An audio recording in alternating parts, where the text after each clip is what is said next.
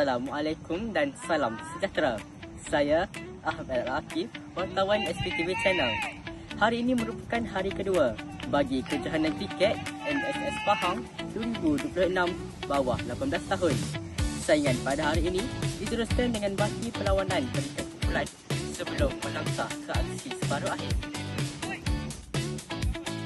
Di SP Oval A, SM Teknik Kuantan berhadapan dengan SMK Seri Pekan dalam aksi terakhir kumpulan A.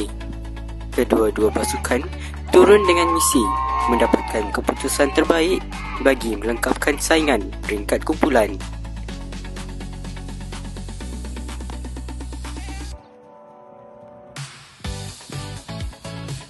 Di Instar Oval A pula, Kesas menentang Instar dalam aksi kumpulan B.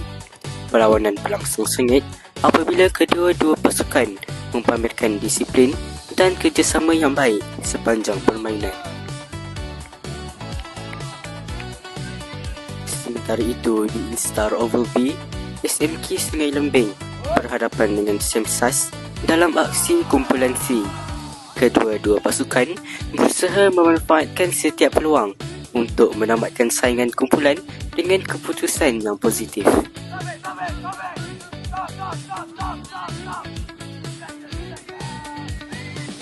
Saingan sesi pagi kini berakhir dengan beberapa keputusan penting yang melengkapi peringkat kumpulan.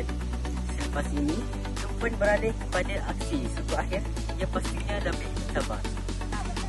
Kini kita berada di SP Oval A bagi menyaksikan aksi suku akhir 1. Perlawanan ini bakal menjadi penentuan bagi pasukan yang melangkah ke peringkat separuh akhir. Di Oval A, berlangsungnya aksi suku akhir 1 yang menyaksikan persaingan semakin sengit. Kedua-dua pasukan tampil dengan strategi tersendiri dan memberikan aksi terbaik demi merebut tempat ke separuh akhir.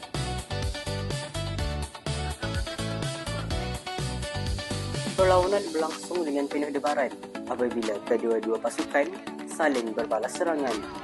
Cekapan pemain dalam setiap aspek permainan jelas menjadi faktor penting dalam menentukan pasukan yang berjaya meneruskan cabaran. Demikianlah liputan hari kedua kejohanan kriket MSS Pahang 2026 bawah 18 tahun. Saya Ahmad Al-Akif, wartawan SPTV Channel. Sekian, terima kasih.